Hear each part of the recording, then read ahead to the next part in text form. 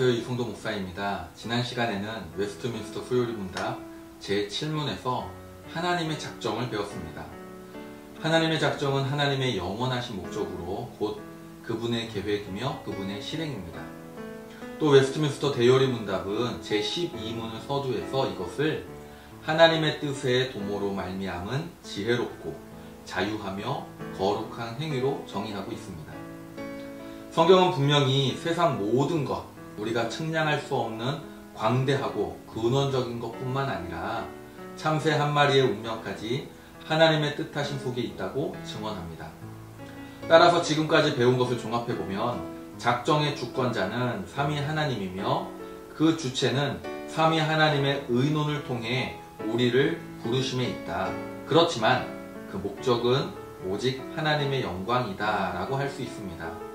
그러니까 논리적으로 작정은 계획과 실행으로 나눌 수 있습니다. 하나님께서 계획하셨기 때문에 오직 하나님만이 실행하실 수 있는 것이죠. 그렇다면 하나님은 어떻게 작정하신 것을 이루실까요? 즉 하나님의 자신의 작정하신 것을 하나님은 어떤 방식으로 실행하고 계실까요? 제8문은 이 질문을 아주 담백하게 진술하고 있습니다.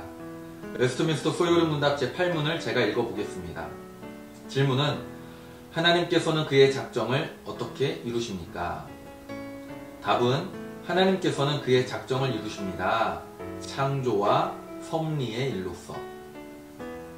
하나님께서는 자신의 영광을 위해 영원한 계획을 세우시고 그 계획을 신실하게 실행하심으로써 그의 작정을 이루십니다.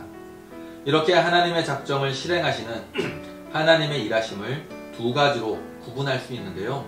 하나가 창조이고 다른 하나는 섭리입니다.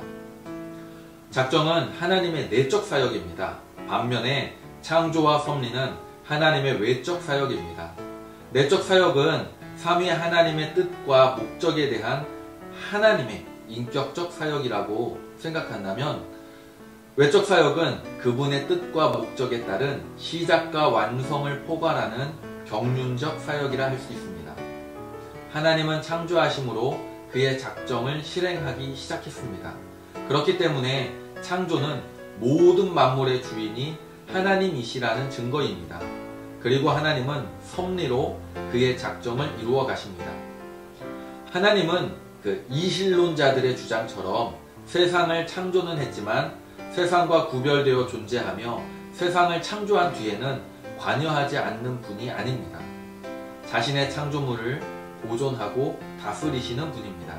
물론 인간의 지성으로 하나님의 작정을 이해할 수 없는 것처럼 작정의 실행으로서의 창조와 섭리도 이해할 수 없습니다.